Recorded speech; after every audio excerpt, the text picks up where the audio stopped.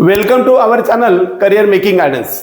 महाराष्ट्र राज्यातील तमाम विद्यार्थी आणि पालकांना आपल्या प्रत्येक महत्त्वाच्या करिअरच्या मार्गामधील हा टप्प्यावरती आपल्या ह्या करिअर मेकिंग गायडन्स च्या चॅनलला आजपर्यंत सबस्क्राईब केले नसेल तर अवश्य सबस्क्राईब करा। हा व्हिडिओ संपूर्ण पाहिल्यानंतर आवडला तर व्हिडिओला लाईक करा। महाराष्ट्रातील विद्यार्थी आणि पालकांसाठी नीट यूजी 2026 ची परीक्षा झाल्यानंतर MBBS ॲडमिशन साठीची सीईटी सेल मार्फत प्रोसेस सुरू होऊ शकते। रिझल्ट पासून दरम्यान 15 ते 25 दिवसापर्यंत MCC medical counselling committee through all India काउन्सिलिंगची सेंट्रल काउन्सिलिंग प्रोसेस सुरू होते आणि त्यानंतर तो राऊंड जवळपास 15 ते 17 दिवस चालतो। दरम्यान त्याच्या मध्येपर्यंत म्हणजे जवळपास अर्ध्या राऊंड होईपर्यंत महाराष्ट्र राज्यातील प्रक्रिया म्हणजे सीईटी सेलची रजिस्ट्रेशनची प्रोसेस सुरू होत असते। आज ज्यावेळेस ते रिझल्ट लागलेला आहे दरम्यान 5 ते 10 ऑगस्टच्या दरम्यान ही प्रोसेस सुरू होते।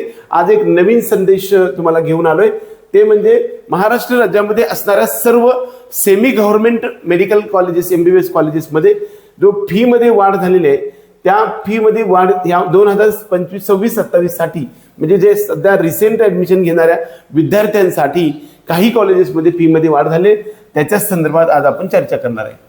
महाराष्ट्र राज्यामध्ये एक सेमी गव्हर्नमेंट किंवा प्रायव्हेट असं एक मेडिकल कॉलेज आहे की ज्या ठिकाणी इंटेक कॅपॅसिटी 150 एवढी असून कॅटेगरी वाईज सर्व मेरिटचा बेनिफिट तुम्हाला मिळतो, परंतु फीज मधला बेनिफिट मिळत नाही। असं टिपिकल संपूर्ण भारत देशामध्ये असणारं एक कॉलेज आपलं महाराष्ट्रामध्ये आहे, ते म्हणजे medical Vedanta institute of medical sciences Dahanu Palghar Dhundalwadi नावाच्या गावा शेजारी या ठिकाणी पालघर जिल्ह्यातल्या डहाणू या ठिकाणी असणार हे टॉपमोस्ट कॉलेज आहे। यामध्ये patient flow MD PG level वगैरे तसं पाहता हे कॉलेज रिमोट एरियामध्ये आहे, परंतु या ठिकाणी पेशंट फ्लो खूप छान आहे। परंतु एक सर्वात महत्त्वाचा टॉपिक 2025 आणि 26 साठी या ठिकाणी 15,57,000 एवढी फीज होते। ही फीज वाढून आपल्याला यावर्षी 17,13,000 एवढी फीज झालेली आहे, हे नोट करायचं आहे। वास्तविक आपल्या सर्वांचं जर MBBSचं स्वप्न साकार करायचं असेल तर महाराष्ट्र राज्याच्या MUHS Maharashtra university of health sciences Nashik under ज्या प्रायव्हेट किंवा गव्हर्नमेंट मेडिकल कॉलेजेसमध्ये ॲडमिशन घेण्यासाठी सर्वात कमी मेरिट लागणारं हे असं कॉलेज आहे। या ठिकाणी तुम्हाला कॅटेगरीतलं फीजमधलं फ्रीशिप किंबहुना स्कॉलरशिप आपल्याला मिळत नाही। या ठिकाणची फीज मात्र यावर्षी इन्क्रीमेंट झालेली आहे, जवळपास 1.5 लाखापर्यंत फ्री इन्क्रीमेंट झालेली आहे। दुसरा महत्त्वाचा एक संदेश असा आहे की NKP Salve institute of medical science and research centre Lata Mangeshkar hospital Nagpur या ठिकाणी असणार हे कॉलेज आहे।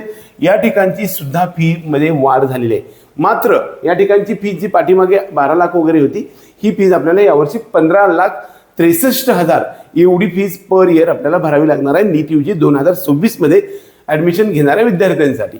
वास्तविक यामध्ये जर ॲडमिशन घ्यायचं असेल तर तुम्हाला ओपनच्या कॅन्डिडेटचं जर उत्पन्न 8 लाखापेक्षा जास्त असेल तर ही पूर्ण फीज भरावी लागेल। SCBC EWS त्याचबरोबर OBCच्या स्टुडंटसाठी सर्व विद्यार्थी आणि पालकांना मेल कॅन्डिडेटसाठी 50% फीज भरावी लागते, म्हणजे दरम्यान 8 लाखाच्या आसपास फीज भरावी लागेल। आणि जे विद्यार्थी फिमेल कॅन्डिडेट आहेत त्यांच्याकडे नॉन क्रिमी लेअर अशा विद्यार्थ्यांसाठी फक्त 10% 1.5 लाख रुपये फीज भरावी लागणार आहे। त्याचबरोबर व्हिजे NT123 या कॅटेगरीच्या विद्यार्थ्यांसाठी मुलगा असो किंवा मुलगी सर्वांना 10% फीज म्हणजे 1.5 लाख रुपये एवढी फीज भरावी लागणार आहे। SC आणि ST या कॅटेगरीच्या विद्यार्थ्यांसाठी आपल्या सर्वांना 0 फीज भरावी लागणार, म्हणजे अगदी 5 ते 10,000 एवढी फीज भरावी लागणार आहे।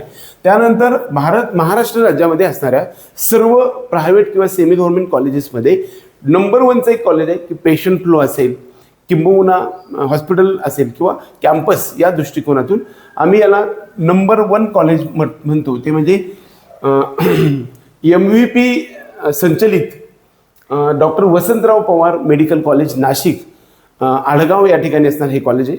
या ठिकाणी स्वतः मी व्हिजिट केलेलं आहे, याची सुद्धा फीज यावर्षी वाढून आलेली आहे, 13,16,000 एवढी फीज झालेली आहे। वास्तविक पाहता जे कॅटेगरीनुसार फीज ॲडमिशन घेणार आहेत विद्यार्थी त्यांच्यासाठी ह्या फीजमध्ये वाढीचा काही संबंध येत नाही, परंतु जे विद्यार्थी ओपन कॅटेगरीचे आहेत अशा विद्यार्थ्यांसाठी मात्र ही नोट डाऊन करण्यासाठी गोष्ट आहे। वास्तविक त्यानंतर एक चौथा जो कॉलेज आहे ते म्हणजे Padma Shri doctor Vitthalrao Vikhe Patil foundations medical college आणि संचलित medical college and research centre and hospital Viladghat Ahilyanagar म्हणजेच अहमदनगर या ठिकाणी असणारं एक टॉपमोस्ट कॉलेज आहे. या ठिकाणी पेशंट फ्लो खूप सुंदर आहे, सर्व प्रकारच्या सुविधा असणारं, कॅम्पस खूप मोठ्या स्वरूपात असणारं हे कॉलेज आहे. हे MUHS अंडर येतं. याची फीसुद्धा यावर्षी आपल्याला 13 लाख रुपये एवढी वाढून आलेली आहे. कॅटेगरीचं बेनिफिट घेणाऱ्या विद्यार्थ्यांसाठी काही फरक पडत नाही. सोलापूर जिल्ह्यामध्ये अश्विनी हॉस्पिटल हे सिटीमध्ये आहे, त्याच ट्रस्टचं एक अश्विनी रुरल मेडिकल कॉलेज असं एक सोलापूरपासून एक 15-20 किलोमीटर अंतरावर असणारं हे रुरल मेडिकल कॉलेजची फीससुद्धा 11,37,000 एवढी झालेली आहे.